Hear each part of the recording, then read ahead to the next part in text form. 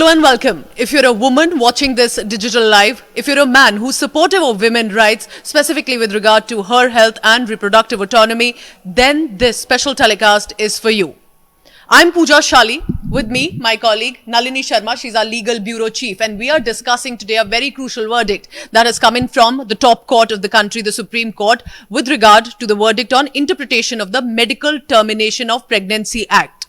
This is a heavy legal jargon, but in short, it talks about women's right on reproduction, on pregnancy, and on abortion, specifically on the World Safe Abortion Day. Let's begin. So first, Nalini, all women, irrespective of whether you're married or unmarried, can have a safe abortion to 24 weeks. That's what the court has said. What do you think is so special or historic about it? What do you think our viewers should know? How big is this? Well, Pooja, let me just first give our viewers and you a little bit of context to what this case is about. So there was a 25-year-old unmarried woman who had approached the Delhi High Court first, saying that she was pregnant. She was 24 weeks pregnant at the time when she had approached the court, and she wanted to get her pregnancy terminated. Okay. When the Delhi High Court had a look at the Medical Termination of Pregnancy Act, what they saw was that there was a specific rule that talks about termination of pregnancy between the time period of 20 to 24 weeks. Yes. And this talks about if there's a change in circumstances of the woman, and if the woman so wishes, she can get her pregnancy terminated even during the time period of 20 to 24 weeks. But under this rule, it only mentioned married women as well as widowed women. In the 20 to 24 Yes. Okay. There was absolutely no mention of unmarried women who could opt for abortion during this time period. Now, of course, there were exceptions related to rape survivors. In case they've gotten pregnant through that, they can, of course, get an abortion. But any unmarried woman who's indulged in consensual sexual intercourse, has gotten pregnant and chooses to terminate her pregnancy, there was a small loophole. So this 25-year-old young woman that had approached the Delhi High Court was actually denied the chance to get an abortion from the High Court, due to which she was forced to rush to the Supreme Court. Now, what the Supreme Court had done is that they'd asked AIMS to constitute a medical board to take a call depending on what her medical condition is, her age, and all of those factors, and then decide whether or not she should be allowed to go in for the abortion. But at the same time, they also agreed to look into the larger perspective as to whether or not unmarried women should be brought into the purview of the Medical Termination of Pregnancy Act. And that's the judgment that we've seen come out from the Supreme Court today, which in many ways is actually historic and landmark in its own way. I think it's brilliant. I think for women in India, anyway an overpopulated nation, but for women to have that control. So for unmarried women, it could be before 20 weeks or so to say about that. And remember, for unmarried women, it's anyway very difficult to go and have a pregnancy terminated if she wants to. But for now, married women, unmarried doesn't matter. For 20 to 24 weeks, you can go. Also joining me on this digital live is our colleague Srishti Ojha, our legal correspondent again. So Srishti, of course, there are a lot of things that have been said here specifically, but do you think the married and unmarried differentiation that's been removed, that distinction, is perhaps the bigger highlight that we can take away from today? Yes, Pooja, definitely. I think the distinction between married and unmarried women that the court has now removed is definitely a very important highlight of the judgment, because even during the course of the hearing, this is one point that the court, the bench had really stressed upon, about how creating any such distinction between a married and an unmarried woman is extremely discriminatory, is also violative of their right to equality and their right to dignity. In fact, the bench was headed by Justice Chandrachud, who had on multiple occasions during the hearing said this again and again, time and again, that when you create such an exclusion, there's no basis, there's no logic of creating such inclusion even in the act. While the act does not specifically specify that yes, unmarried women could get the right to terminate pregnancy, it also specifically does not exclude them. So that is something that's been said by the bench even today in the judgment, where the court has said that, you know, there's no rationale. On what basis are we creating this distinction? Are we creating this distinction based on some stereotypical notion that only married women are allowed to have sexual intercourse? So the court has taken a strict view against it and said that any exclusion of this form based on any patriarchal stereotype of who's permitted to have sex and who's permitted to not have sex is completely unconstitutional. It's against the constitution, which is why the court has said that if married women are permitted to terminate their pregnancies up to 24 weeks under the act, the object of the act in itself is only to let women have safe and legal abortions. That's the word. And That's the key word. Safe and legal abortion. safe and legal. Like ours. Yes, yes. Srishti, stay on with me because Nalini, what also caught our eyes was the word marital rape that has been used. Now we know that in cases of rape, specifically a minor girl, for example, are permitted and can access abortion. But marital rape being brought in, which is such a debatable issue even now in our country, what has the court said on that? How do we bring it forth for our women viewers who would want to know about it? Well, Pooja, the reason why I said that this decision is landmark, it's not just in terms of what the Supreme Court has said for the rights of abortion for women. It's also, like you point out, this entire issue of marital rape. So as the law stands in the country today, marital rape is not a crime, which means that if a husband rapes his wife, she cannot go ahead and file an FIR against him for rape. But at the same time, what the Supreme Court has done today is taken a huge step forward in criminalizing marital rape, because they've said that for the purposes of abortion and under the MTP Act, a woman, a wife more specifically, who's been raped by her husband and conceived a child as a result of that, has every right to go ahead and get an abortion by herself. And the Supreme Court's gone ahead and said that every woman in the country has a right to choose whether or not she wants to get an abortion without needing the permission of any third party. And that's the reason why this is such a big leap forward in the rights of women in this country. Something, an issue that we constantly feel like we're struggling with and we are fighting for, and constantly we have to fight for. But judgments like these, especially from the top court of the country, actually pave the way for the women to have a better future in the country. How do you think a man's response should be? Because I already could see some comments on social media, men saying, what about men's rights? What about me as a husband? Whatever I want the child, and how can the woman just go ahead and get abortion? And I'm sure this issue will come up. How do you think men or a male viewer watching right now should react to this judgment about what it really means for a woman? When it's not about the in-laws, not about the husband, when she knows it's her health, her priorities around, that's also as important. Well, absolutely. But Pooja, see, the reason why marital rape cannot be categorized as a crime very easily is because between a husband and a wife, if sexual intercourse happens, it's very difficult to determine. Exactly. It's very difficult to determine whether or not it was by force or whether it was by consent. So that's the reason why it's not been criminalized as yet.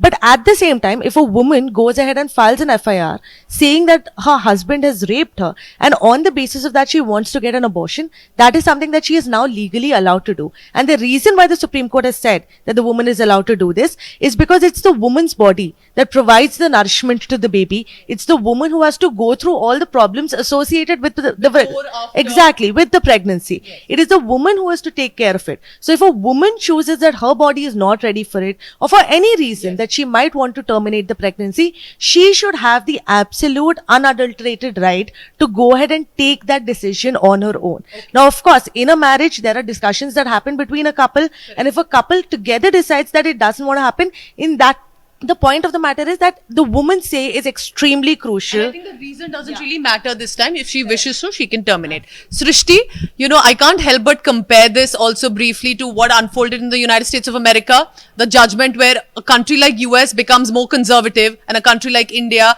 decides to take this very liberal view, according to me. And I'll ask both of you that. But first to you, Srishti, do you think that comparison is very valid, specifically at this point when protests were unfolding in the United States of America?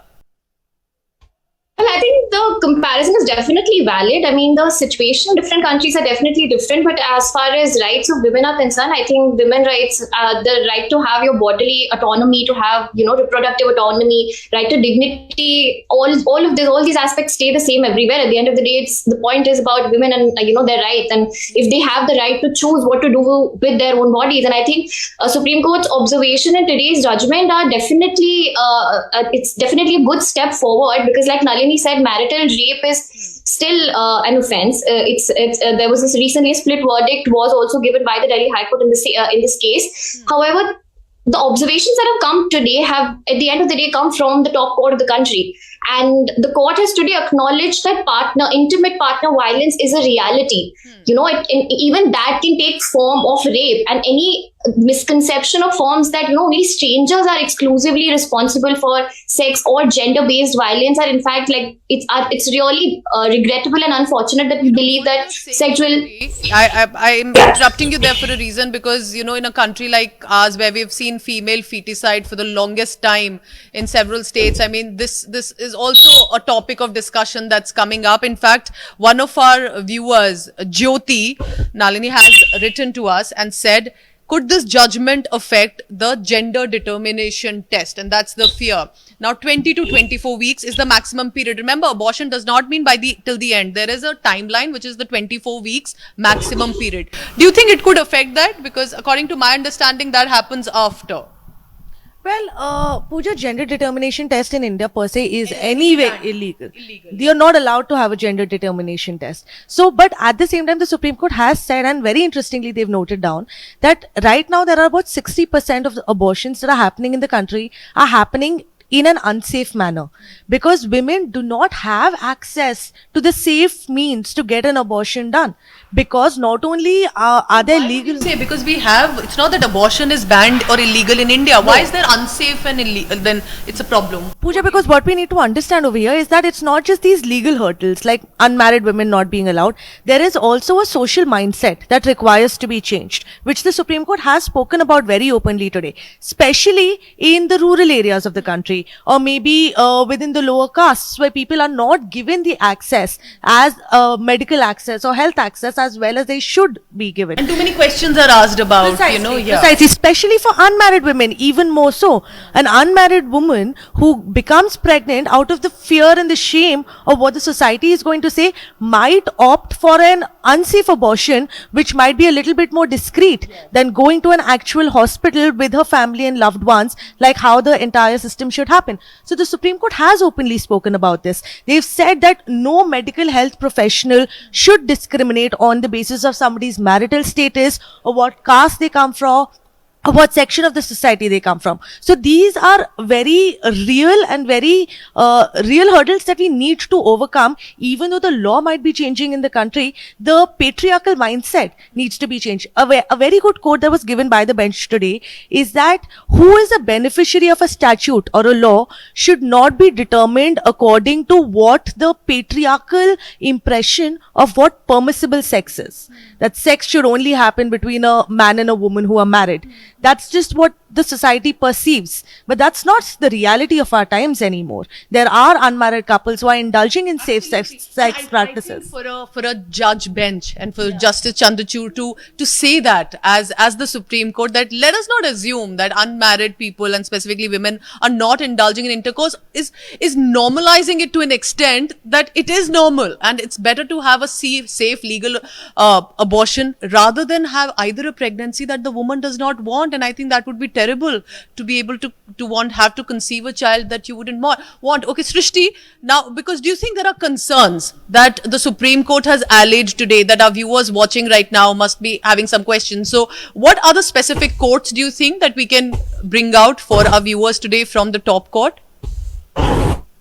Well, the first one would definitely be what Nalini just said, that when they say that a distinction between married and unmarried women with regard to termination of pregnancy should not be made, they have discussed the scope of the statute, the rules and the provisions, where they've said that the object of the act was never to create such distinction, which is why law should not decide the beneficiaries of a statute based on a very narrow patriarchal stereotype on what constitutes permissible sex. This is something the court had said. Addressing your last question about another concern with regard to, female feticide, the court has also clarified in brief today when it was dictating the order that the judgment will in no way affect the PCPNDT Act, which is the Preconception Prenatal Diagnostic Techniques Act, which deals with issues like female feticide, etc. So the court has taken, it was something that the court addressed, the concern was addressed by the court even during the hearing, and it is something that the court has, taken note of and has said that they'll make sure that the judgment is not supposed to affect those provisions in any way whatsoever. And India has a very strict law against any sort of even gender reveal, for that matter, compared to other countries. We can't have the gender reveal parties here in India. We have to wait till the last day of the delivery. When I delivered, it's that moment that you wait to know about the gender and if, of course, the child is healthy. Nalini, before I wrap up this discussion, where do you think, because you cover courts in India and you must be watching international developments as well, where does it place India right now with this judgment of women rights and in the manner in which this step has been taken? Well, Pooja, India, of course, in several issues has a long way to go to not only protect the women of the country, but also to protect minorities in the country. But in certain issues, we have actually taken several leaps forward. Not only this abortion and the Medical Termination of Pregnancy Act is one, but even a few years earlier, we'd seen a historic landmark judgment coming from the Supreme Court where adultery was decriminalized. And that was done so on the basis of the fact that women were not allowed to be prosecuted for the crime of adultery. And only men were allowed to be doing that. So it's not just progression in terms of women. This was an earlier question that you'd asked. What about men's rights as well? But this is exactly gender equality is something that the Supreme Court has time and again battled for. And there are significant leaps that they can take in terms of gender representation in the higher judiciary, the number of lawyers that you see in the Supreme Court that are women. Of course, things can be improved and they can always be improved. But for the kind of social issues and problems that the country deals with, I feel that the Supreme Court is no doubt setting across a good path for the country's future to walk on. They're laying down good judgments, good laws in place to ensure that gender equality is a very real possibility in the future. And every coming day, we see more and more such orders coming from the top court of the country where it gives hope to the future generations that maybe there will be a time when even in India, we can say men and women are absolutely at par and walking step by step with each other. Wishing amen to that, and hopefully, it'll work out. Srishti, final comment from you as well, because, there are concerns, there are questions, all sorts of, concerns are going to come right now. Doctors also must be listening to our digital live right now. Legal correspondents are speaking. The doctors also will now have to not ask any more intrusive questions. This is a legal right of an married woman. What do you think also the medical fraternity will have to now consider when the court has said about, that it doesn't matter at all about your status? And do you think at that point, this is something that doctors also cannot ask, should not ask? All of that will also be taken into consideration, or any sort of cause like a marital rape mentioned, or does this matter in the medical fraternity to be asked when the pregnancy is to be terminated? Well, the court has today, in its judgment, also said that the states, they've spoken about the state's responsibility to make sure that information about reproduction, contraceptive, etc., is circulated properly. They've also said that registered medical practitioners, which is also a requirement under the Medical Termination of Pregnancy Act, should be very easily available to people.